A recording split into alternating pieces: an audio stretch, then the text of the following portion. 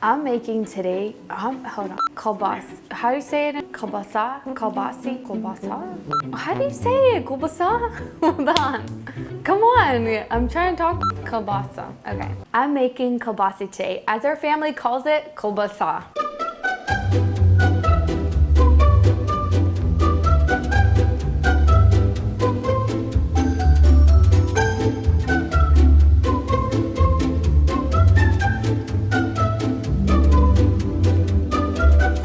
Remember when I was a kid, my dad pulling out the the guts out of the little container. That was disgusting. Like, now I got this. I might be wearing gloves, maybe. No, I'm not gonna wear gloves. I'm good. Is that good? It's kind of hard whenever you just wear gloves and you hold the casing, the gut. The pig gut casing, oh, it just creeps me out. I need more like a grip to it because it like slides off in like the latex gloves. You can't get that grip.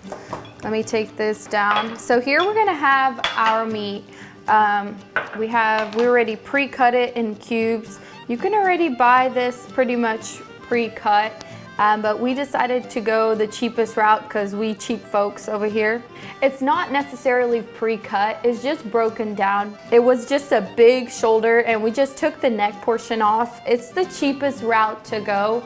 And we cheap folks over here. We want to show you guys the easiest and the cheapest way to do it. Actually, it's not the easiest, but it'll work. We love this meat because it has a little bit of fat in it and it's just one of the best meats for your kielbasa. This just makes it really easy because you don't need those 3 to 4 different kind of meats. You just get that one meat and it just works perfectly for your kielbasa. Our main goal is to make sure that your meat fits into this hole right here. Just make sure you cut it down and it fits right in this. And then every meat grinder is a little different, so just base it on which meat grinder you have. What we're gonna do first is we're gonna grind our meat, we're gonna spice it, we're gonna put it into our sausage casing, and then we're gonna cook it. Our spices are pretty simple. We have our main spices are gonna be our nutmeg, our paprika, our garlic, and of course we have our black pepper, and then we have our salt and our nitrates. Our salt and our nitrates are just to enhance our meat and just to preserve it. Nice and easy. Let me grab my mixer. Okay, you guys are not supposed to see that part, but okay. And we're gonna install our meat grinder. This is my favorite meat grinder. It's so simple to install. Kitchenaid always does the best. They're not sponsoring us, so. But if you want to Kitchenaid, matter of fact, I need a new one. I can't believe I just put that in there. This is not what that is. I have one. This is our meat pusher, just push down the meat. What we're gonna do first is we're gonna grind our meat down. Dang, this thing is tall. Like, I need to get a little taller. I need something to stand on. Oh, I don't think this thing is gonna hold me. And look, I already have thick shoes to make sure I'm tall. No, dude, this ain't working. I'm too tall. I'm gonna use this wide bowl because whenever I push my meat through, it just really catches the meat really well. So I'm gonna grab my meat. Our meat just came straight from the fridge, so it is gonna be ice cold. And the reason you actually wanna have this meat ice cold, because our grinder gets a little warm and this thing will cook your meat just a little bit and then you'll get like these gray little pieces. If you're doing this correctly, your fingers aren't gonna be ice cold too. So I'm not gonna wear gloves because I wanna make sure I can feel the meat, that there's no bones in there and we don't get those little pieces. I'm just gonna shove them in here for now and just pack it up. Usually you wanna have one hand clean. I need to wash my hands. What we're gonna do is gonna turn it on. Oh. I like to load this up first, so whenever you push it down, a lot more meat just comes through. There you go, look at that. And we're gonna grind it up. All this meat we're just gonna grind up. Don't have your mixer on full blast either. Dude, I feel so short right now. This is insane. Dude, my arms are so tired already. I feel like I'm holding a weight up here. But sometimes it's really hard to push because the air gets trapped in there a little bit. So you just gotta have to maneuver it around a little bit. Thank God when my dad did this, none of us had to do this. All we had to do is hold the casing and pop the holes. You'll see the air gets trapped in the casing And all we used to do, when my dad used to do this, and we just like pop the hole. Cause look at this. This is like hard work. So my muscles are already popping out. Look.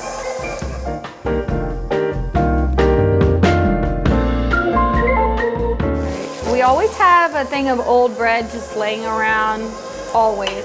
This just pushes out whatever's left in there. Just gonna shove it in there. Usually we have like a little baguette, but this will work. And then you just push it down so it just cleans out this little tube right here, right in this section. Just pushes out, gets all the meat, because you know we need all of it.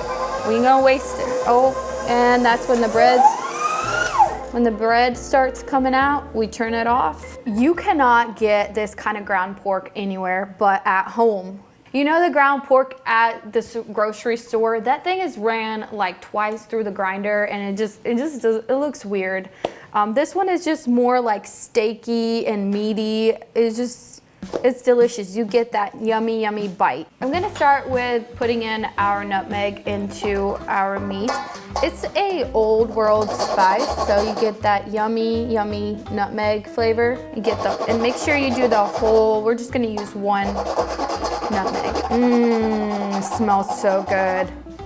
Oh my gosh, it smells very, smells like lemon almost. We like those big pieces, and that's why we're heavy on the spices. We want this homemade food to, whenever you get a bite into it, people always like, what the heck is that? But like if you got this at the store, you would just be like, blah, it tastes like the other sausage next to it. So that's why we like to be like crazy with our spices. And nutmeg is not like a spice that's really used in meat. So we wanted to bring this spice into this sausage. All right, this is as much as we got left right here. I'm not gonna go all the way down. I'm not about to get a little bit of skin in my meat. All right, so next I'm gonna do is my garlic. I'm gonna do 4 garlic cloves. It's gonna do the same thing. We love our garlic. We Ukrainians are obsessed with garlic. I did find my sister actually found a, totally off topic, a mouthwash that takes away the smell of garlic. Cause I just remember my mom would make us breakfast before school and had garlic in there. People at school were like, what the heck? I should just remember, so embarrassing. So there is a mouthwash that works. And we love the bigger pieces of garlic. It's just amazing, the flavor from garlic. And paprika is just mainly for color. I mean, you'll get a little bit of the little roasted like paprika flavor, but not too much, just for color. Gonna add the pepper. The pepper's yummy for flavor too. Some salt. I'm gonna add my nitrates, and this is something you don't have to do, but I would definitely look into doing this and look into it. As always, all the ingredients are below in the in the description, and now I'm just gonna mix it up a little bit like that. I know people are always scared to using nitrates, but it's a really good preservative thing, and I would really look at, we love using it. It's just a little bit of the protection for our meat and for us, because Ollie does love eating this too. So here I have my ice water. I'm just gonna add it in just a little bit at a time. So this is your binder. It just really helps the meat and all the spices really glue together. And we're gonna do it in like 3 goes, so it really mixed really well. Just to cool down the meat before we put it into the casings. It just smells so good. It has like this smoky smell already, like it was on the smoker. I think that's from the paprika, and just the nutmeg just gives it like this lemony smell too. I don't know if lemony is a word, but I just made it up, okay? But it does smell so good, super good. We'll definitely be sharing this with our family, because I ain't eating it all. Maybe I will.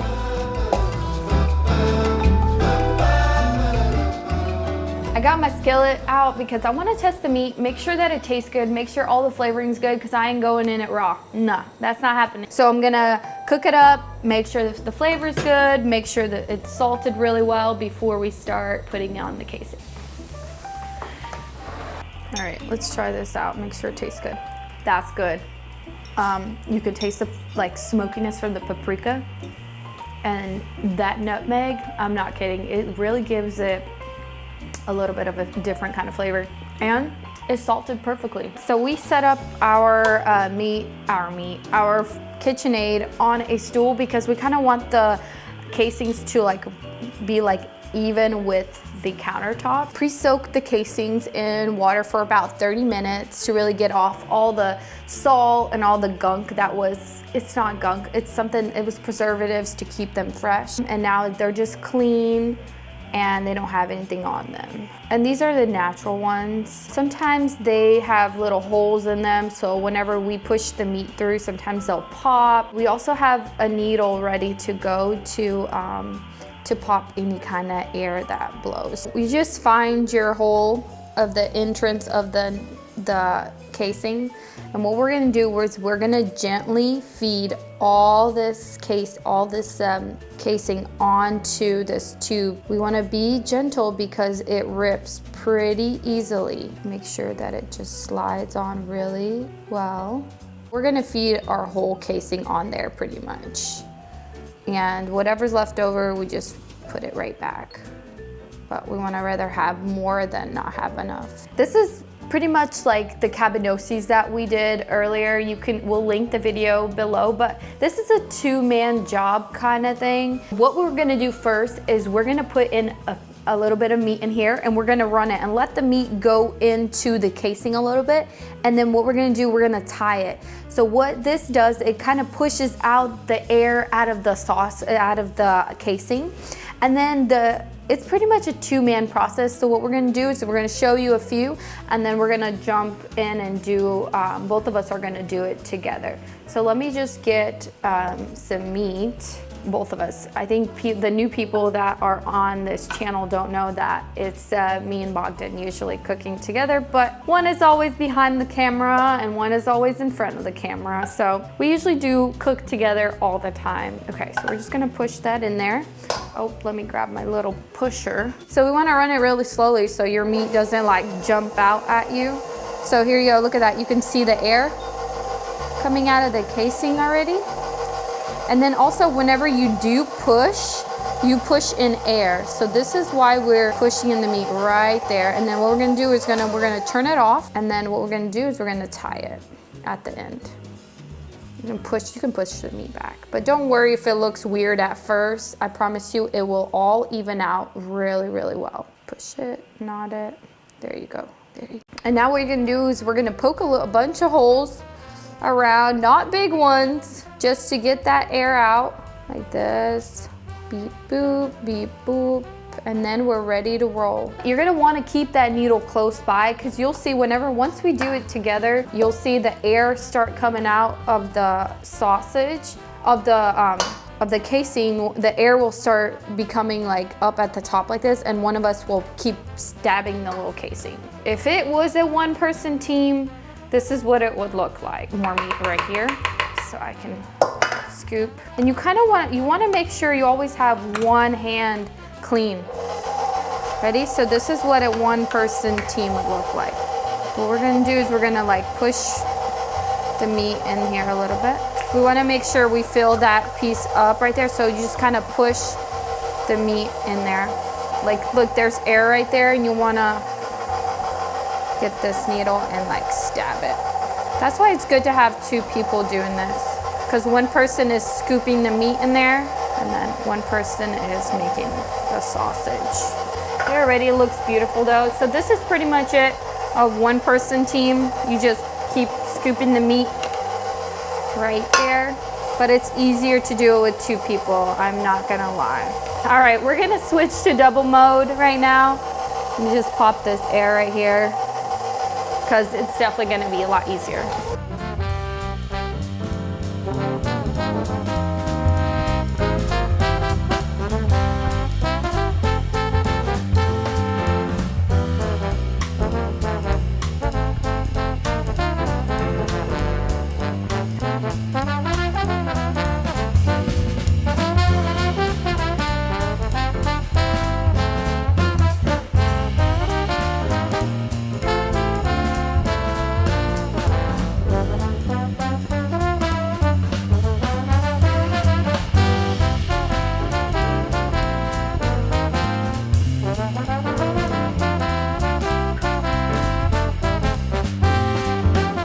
So I took off a little bit of the casing so I have a little extra to tie the knot. I'm gonna grab my needle, I'm just gonna poke it everywhere just to get all the air out, because what we're gonna do next is we're gonna put this in the smoker and we're gonna thinly smoke this kielbasa. Kielbasa. Look how beautiful this kielbasa turned out. So nice. Looks like store-bought. Oh, it doesn't look store-bought actually, okay? It looks homemade. It's homemade. But I'm just saying that it looks so good and perfect. And if you see any kind of air bubbles, like right here, there was like a little air bubble, just hit those spots with the needle. There's one right here, we're gonna hit that. And just kind of examine them, make sure that there's no air bubbles. Here's one right here as well. We're just gonna, you hear that? It like kind of popped. What we're gonna do a little bit of cold smoking just for drying, and then we're gonna do a little bit of hot smoking just to bring it up to temp, and then we're gonna throw it into a boil, which is so weird, but I'm gonna tell you that's the last step, and that's what really makes this a really yummy Ukrainian sausage. So this is what we're hanging our sausage on. This is something that Bogdan came up with, so we're gonna use these things. He also has hooks in the smoker to hang these on, so it's just something we kind of came up with. We're also gonna just put this in the description below if you guys are kind of confused on this. So you can link this sausage, but we're gonna leave it like this. We love this homemade look. The sausage just looks beautiful, and then once it's cooked, we like to like cut it like in little circles. That's pretty much it, but it's totally up to you if you want to link it. You know, I'm just gonna show you guys what linking is. So what I'm gonna do, I'm just gonna twist it like this. There you go. And there you go, linking. So I'm just gonna do one more. Just gonna twist it like this. There you go. And then I can do one more actually right here, just to kind of make it more even and make it look cute. Voila! All right, so we're just gonna hang these on this little stick. And voila. We're just gonna hang it right into the smoker. We have like little hooks and it will just hold it. It's okay if it's touching a little bit right here, but as long as the rest of your sausage is in the smoke, you're all good. All right, this next one, we're just gonna wrap it. And it's okay if it looks a little wonky, but it's gonna look good. It's like a little snake. Woo, it's so heavy. It's like bending the, looks even, right? Nice and beautiful. And so we're gonna do the same thing. We're just gonna hook these in there, and that's about it. All right, let's take these out to the smoker. It's April and it snowed, you guys. All the flowers started blooming and everything just like went down the hill after that. All right, what we're gonna do, I'm gonna shove these in here. I'm gonna put the bigger one all the way in the back. We have our smoker under 100 degrees, so you wanna just kind of keep it like that. This one, I kind of want it not to touch the other meat. So I'm just gonna maneuver around. All right, it looks good. And it's gonna be in the smoker for about 2 hours. All done.